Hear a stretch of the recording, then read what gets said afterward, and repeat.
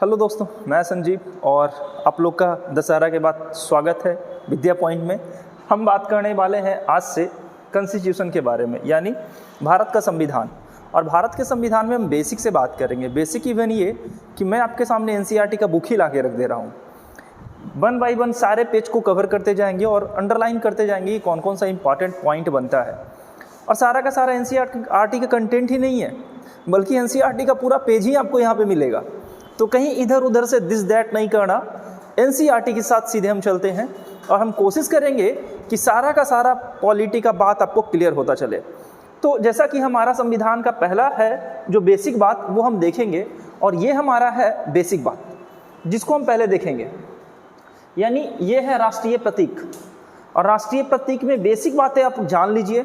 इसके बाद हम कल बात करेंगे पार्ट्स, शेड्यूल्स, आर्टिकल्स, प्रारूप समिति, जितनी भी इंपॉर्टेंट बातें हैं वो हम बाद में बात करेंगे। आज हम बेसिक बातों पे चर्चा करेंगे।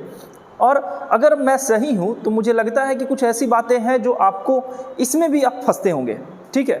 जैसे राष्ट्रीय चिन्ह के बारे में ही दिया जा रहा है कि राष्ट्रीय चिन्ह भारत के द्वारा कब अपनाया गया था और राष्ट्रीय चिन्ह का अनुपात कितना होता है, इसका जो कलर होता है वो किस किस कलर में होता है, और इसका कलर का प्रतीक जो है, इसे केसरिया किसका प्रतीक है, सफ़ेद किसके लिए फेमस है, और हरा, है ना।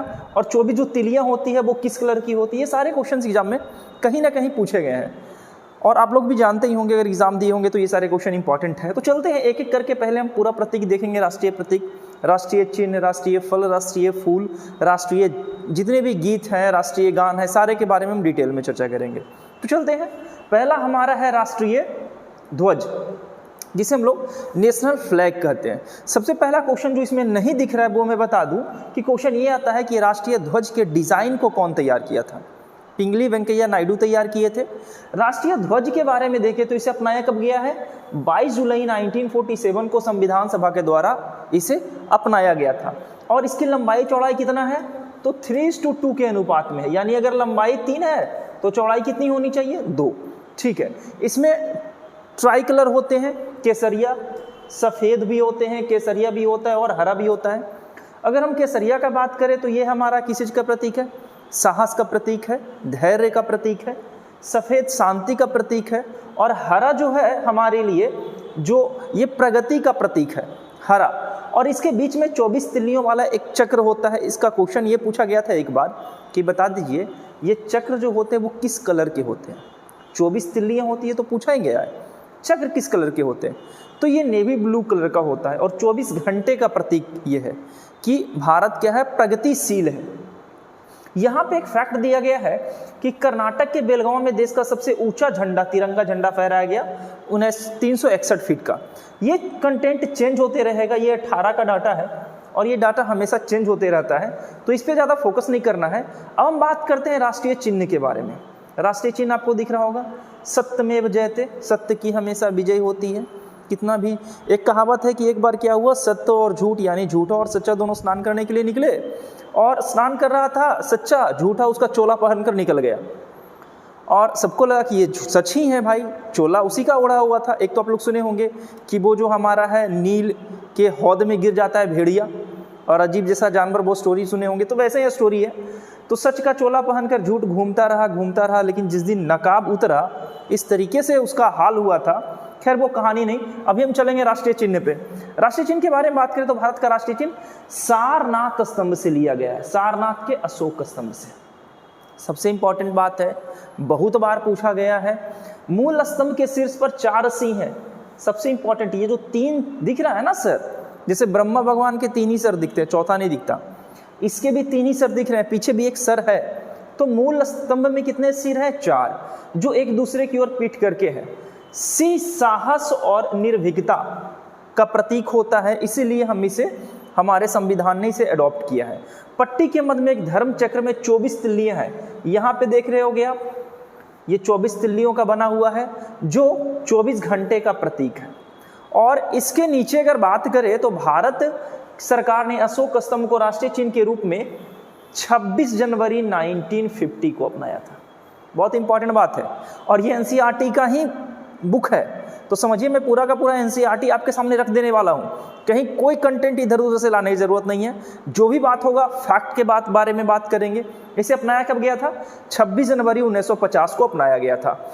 चक्र के दाईं ओर एक सांड और बाईं ओर एक घोड़ा आपको दिखाई दे रहा होगा। चक्र के दाईं ओर एक सांड जो कृषि प्रधान अर्थव्यवस्था का प्रतीक है, तो यहाँ पे आपको दिख रहा होगा सांड और ये हमारा है घोड़ा, ठीक है। और एक घोड़ा अदम्य शक्ति, परिश्रम और गतिशीलता का प्रतीक है। तो ये जो अशोक का सारनाथ स्तंभ से जो चित्र लिया गया है, राष्ट्रीय चिन्ह जो लिया गया है, इसमें एक सांड है और एक घोड़ा है। दाएं साइड सांड है और बाएं साइड घोड़ा है। इसके अलावा फलक के नीचे सत्यमेव जयते लिखा हुआ है। किस भाषा में लिखा गया है? मुंडकोपनिषद में लिखा गया है। सत्य की हमेशा विजय होती है, इसका मतलब ये होता है, ठीक है। अब आगे चलते हैं नेक्स्ट हमारा है राष्ट्रगान। राष्ट्रगान के बारे में बहुत बार क्वेश्चन पूछा गया है। राष्ट्रगान के लेखक रविन्द्रनाथ टैगोर थे। अच्छा एक बात और बता दो कि रविन्द्रनाथ टैगोर ने एक और देश का राष्ट्रगान लिखा है, उस देश का नाम क्या है? इसको आप कमेंट में जरा करना। बांग्ला भाषा में रचित था। सबसे इंपॉर्टेंट ये है कि जो राष्ट्रगान हमारा लिखा गया था वो बांग्ला भाषा में था। जन गण मन के हिंदी संस्करण को संविधान सभा द्वारा भारत के राष्ट्रगान के रूप में 24 जनवरी 1925, ये दिन इंपॉर्टेंट है, वहाँ 26 जनवरी 1950 था जहाँ हमारा राष्ट्रीय प्रतीक को अपनाया गया था। ये हमारा राष्ट्रीय गान और राष्ट्रीय गीत दोनों को 24 जनवरी 1925 को ही संविधान सभा के द्वारा अपनाया गया था। रविन्द्रनाथ टैगोर इसके लेखक थे और ये कौन सी भाषा में लिखी गई थी? बांग्ला भाषा में लिखी गई थी। इसके अलावा 27 दिसंबर 1911 को सर्वप्रथम राष्ट्रगान गाया गया था कलकत्ता अधिवेशन में। 26वें अधिवेशन था जो कलकत्ता में हुआ था। और ये राष्ट्रगान गाया जाता है कितने समय में? तो राष्ट्रगान गाया जाता है 52 सेकंड में। लेकिन विशेष क्वेश्चन एक बार ये पूछा गया है कि विशेष परिस्थितियों में राष्ट्रगान कितने समय में खत्म करना होता है? तो अगर विशेष परिस्थिति मतलब ये कि G20 का समिट हो रहा हो और राष्ट्रगान शुरू हो जाए, तो इस परिस्थिति में 20 सेकंड का टाइम लगना चाहिए। या लोकसभा राज्यसभा का जो सदन होता है स्टार्ट, तो भी 20 सेकंड में राष्ट्रगान को आप खत्म कर सकते हैं। तो ऐसा क्वेश्चन पूछा गया था कि विशेष परिस्थितियों में राष्ट्रगान को कितने समय में खत्म होना है? 20 सेकंड। और अगर ऐसे राष्ट्रगान के बारे में पूछा जाए तो 52 सेकंड। राष्ट्रगान को अडॉप्ट किया गया 24 जनवरी 1950 को। सेम इसी तरीके से राष्ट्रगीत को भी अडॉप्ट किया गया है 24 जनवरी 1950 को। यहाँ 1950 है। देखो कभी कभी ऐसा होता है कि वो बोलना कुछ और चाह रहा हूँ और निकल जाता है कुछ और, तो उसको दिल पे मत लेना। रविन्द्रनाथ टैगोर बांग्ला भाषा में राष्ट्रगान लिखे थे। इस राष्ट्रगान को 24 जनवरी 1950 में हमारे संविधान के द्वारा अंगीकृत किया गया था। राष्ट्रगान जो है उससे वो पहली बार गाया गया था कलकत्ता अधिवेशन, 26वां अधिवेशन था। अच्छा आप ये बता दो कि कलकत्ता अधिवेशन जो राष्ट्रगान गाया गया था 1911 में, इसके अध्यक्ष कौन थे? इसका आंसर आप कमेंट में करना। राष्ट्रीय गीत के लेखक कौन है? बंकिम चंद्र चटर्जी। सभी लोग जानते हैं वंदे मातरम हमारा राष्ट्रीय गीत है, जिसके लेखक बंकिम चंद्र चटर्जी है। और ये किस भाषा में लिखा गया था? संस्कृत भाषा में लिखा गया था। राष्ट्रगान बंगाली भाषा में लिखा गया है, जबकि राष्ट्रीय गीत संस्कृत भाषा में लिखा गया है। जो स्वतंत्रता संग्राम के जन जन का प्रेरणा था, इसे जनगण मन के समान दर्जा प्राप्त है। जनगण मन जितना इंपॉर्टेंट है उतना इंपॉर्टेंट ये भी है। अगर बात करें इसका आगे कि इसे कब गाया गया था, तो इसे गाया गया था पहली बार 1996 में, और ये भी कलकत्ता अधिवेशन में ही गाया गया था। 12वें कलकत्ता अधिवेशन में सबसे पहले राष्ट्रीय गीत गाया गया था 1896 में, ठीक है। राष्ट्रीय गीत लिखा गया संस्कृत भाषा में, जबकि राष्ट्रीय गान लिखा गया बांग्ला भाषा में। राष्ट्रीय पंचांग, जिसे शक संवत के नाम से जानते हैं, ग्रेगोरियन कैलेंडर के नाम से जानते हैं, के साथ देश भर के लिए शक संवत के बारे में बात करें तो पहले विक्रम संवत आया, शक संवत आया, गुप्त संवत आया, ठीक है। तो शक संवत से ये अडॉप्ट किया गया था। शक संवत की शुरुआत किसने की थी आप ये बता देना कमेंट में, ठीक है। कौन सा ऐसा शासक था जिसने शक संवत की शुरुआत की थी और कब की थी? इससे रिलेट करते हम लोग चलेंगे। अब एक बार पूछ लिया था कि जो ग्रेगोरियन कैलेंडर है उसके हिसाब से हमारा हिंदी महीने का पहला महीना कौन सा होता है। अगर आपको याद है तो अब लिखना हिंदी महीने का पूरा 12 महीना, चैत बैसाख जेठ अषाढ़ सावन भादो आश्विन कार्तिक अघ्घन पूस माघ फागुन, ठीक होता है ना। चैत बैसाख जेठ अषाढ़ सावन भादो आश्विन कार्तिक अघ्घन पूस माघ फागुन, हाँ यही होता है 12 महीना। ठीक है, तो ये बात याद रखना कि चैत जो होता है हिंदी महीने का पहला महीना होता है और ये 365 दिन का होता है। 22 मार्च 1957 को सरकारी उद्देश्य के लिए अपनाया गया था। राष्ट्रीय पंचांग ग्रेगोरियन कैलेंडर के तारीखों के सदृश है और इसका जो पहला दिन सामान्यतः 22 मार्च को शुरू होता है और अधिवर्ष जो होता है वो 21 मार्च को शुरू होता है। तो ये जो कंटेंट मैं जिसे अंडरलाइन करते जा रहा हूँ, ये क्वेश्चन पूछा गया है कि जो हमारा पहला दिन सामान्यतः स्टार्ट होता है चैत महीने का, वो मार्च का दिन होता है और 22 मार्च का होता है, जबकि अधिवर्ष जो होता है हमारा 21 मार्च का होता है। ज़्यादा मैं टाइम लेने वाला नहीं। राष्ट्रीय पशु हमारा बाघ है, साहस और धैर्य का प्रतीक है, फुर्तीला है, अपार शक्ति से भरा हुआ है। देश में बाघों की घटती हुई संख्या के बारे में बाघ की जनगणना कब की गई थी? 1973 में बाघ परियोजना लाया गया था और मध्य प्रदेश को भारत का टाइगर स्टेट के रूप में जाना जाता है और भारत में बाघों की संख्या वर्तमान में अगर देखा जाए तो 3682 है। अगर बिहार में देखा जाए बाघ कितने हैं तो बिहार में 54 बाघ हैं, 54, ठीक है। और बिहार में एक ही राष्ट्रीय बाघ राष्ट्रीय उद्यान है, वाल्मीकि टाइगर रिजर्व, जो पश्चिम चंपारण में है। तो ये क्वेश्चन हम लोग ऑलरेडी कवर कर चुके थे। राष्ट्रीय पक्षी किसे कहते हैं? तो मोर को कहते हैं। भारतीय मोर जिसका साइंटिफिक नेम होता है पाबो क्रिस्टेटस, और बाघ का अगर देखा जाए तो इसका होता है पैंथर टिग्रिस। तो ये क्वेश्चन पूछा गया, बाघ का साइंटिफिक नाम, राष्ट्रीय पक्षी मोर का साइंटिफिक नाम। भारत का राष्ट्रीय पक्षी ये हंस के आकार का होता है, रंग बिरंगे पक्षी होते हैं और मोर जो होती है वो मोरनी से काफ़ी खूबसूरत होता है। जो पंख फैलाता है वो मोर होता है और जिनके पंख नहीं होते वो मोरनी होती, यानी इन शॉर्ट कहा जाए तो मेल जो होते हैं वो फीमेल से थोड़े सुंदर होते हैं। अब इसको दिल पे मत लेना। भारतीय वन प्राणी अधिनियम 1972 के अंतर्गत मोर की संरक्षण के लिए बात कही गई थी। कब? 1972 में। राष्ट्रीय पुष्प कौन सा है? कमल है हमारा राष्ट्रीय पुष्प। कमल, निलंबो न्यूसिफेरा ग्रिंटन। ये क्वेश्चन पूछा गया है कि कमल का साइंटिफिक नाम क्या होता है? निलंबो न्यूसिफेरस होता है। ये भारतीय का राष्ट्रीय पुष्प है। यह एक पवित्र पुष्प है। भारतीय कला पौराणिक साहित्य में इसका महत्वपूर्ण स्थान है। विष्णु भगवान को आप देखे होंगे कहीं कहीं पे तो, या ब्रह्मे भगवान को आप देख लो, ब्रह्मा विष्णु महेश में ब्रह्मा भगवान को देख लो, वो कमल के फूल पे ही आसन जमाए हुए अपना है। हरियाणा व कर्नाटक का भी राजकीय पुष्प क्या है? कमल है। हरियाणा का और कर्नाटक का। जल्दी से आप लोग कमेंट में ये बता दो कि बिहार का राष्ट्रीय फूल क्या है। ठीक है, राष्ट्रीय वृक्ष बरगद। वृक्ष को भारत के राष्ट्रीय वृक्ष के रूप में अपनाया गया, जिसकी शाखाएं बड़े बड़े क्षेत्रों में फैले, जिसे राष्ट्रीय वृक्ष बरगद है। एक क्वेश्चन आपसे मैं पूछता जा रहा हूँ। मैं एक बार पढ़ा रहा था तो एक बच्चा मुझे बताया था और मैं चेक किया तो वो फैक्ट सही था कि महात्मा बुद्ध की माता जो थी वो रास्ते में ही महात्मा बुद्ध को जन्म दी थी। तो क्वेश्चन ये था कि महात्मा बुद्ध का जन्म किस वृक्ष के नीचे हुआ था?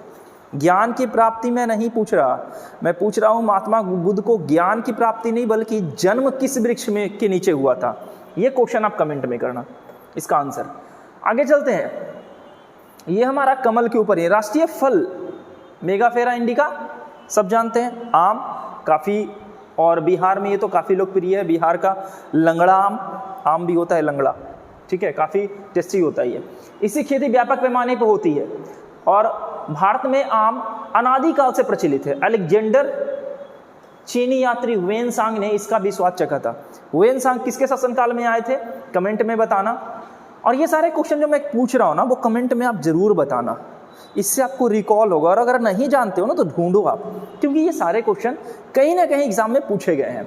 मुगल बादशाह अकबर ने दरभंगा में 10,000 आम के पेड़ लगवाए, जिसे लखी बाग के रूप में जाना जाता है।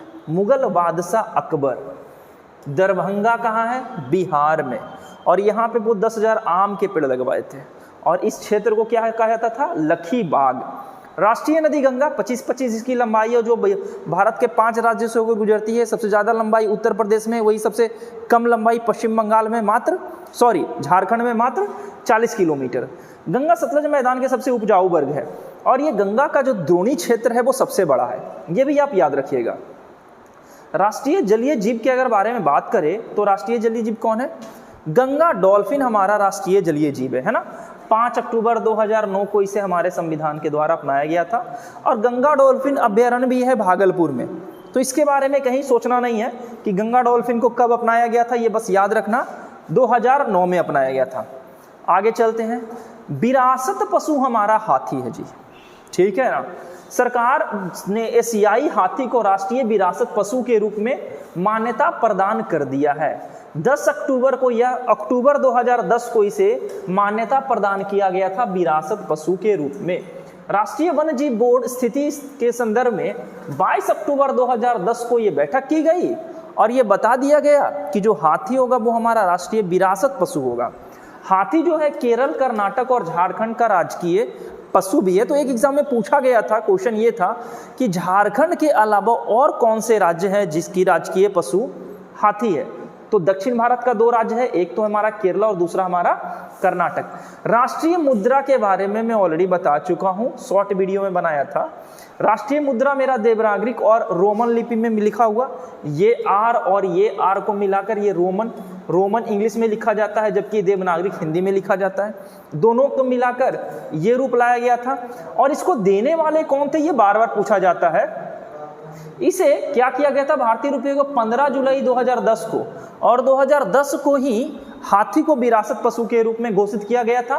कितने अक्टूबर को, तो 22 अक्टूबर को, और यहाँ 15 जुलाई को हमारा राष्ट्रीय प्रतीक चिन्ह दिया गया है। ठीक है, अब इसके बारे में एक क्वेश्चन ये है हमारा, यहाँ पर तो नहीं लिखा है, आप ये बता दीजिएगा राष्ट्रीय चिन्ह के डिजाइन को किसने तैयार किया था। जिस तरीके से मैं आपको स्टार्टिंग में बताया था कि भारत के राष्ट्रीय झंडे का तैयार किया था पिंगली वेंकैया नायडू ने, उसी तरीके से ये राष्ट्रीय चिन्ह के प्रतीक को किसने तैयार किया था, ये आप हमें कमेंट में करना।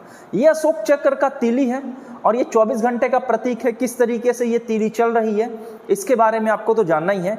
नीचे है राष्ट्रीय ध्वज फहराना मौलिक अधिकार। ये क्वेश्चन एक बार पूछा गया था कि जो राष्ट्रीय ध्वज है वो हमारा फहराने का अधिकार, मौलिक अधिकार, कब इसे शामिल किया गया था।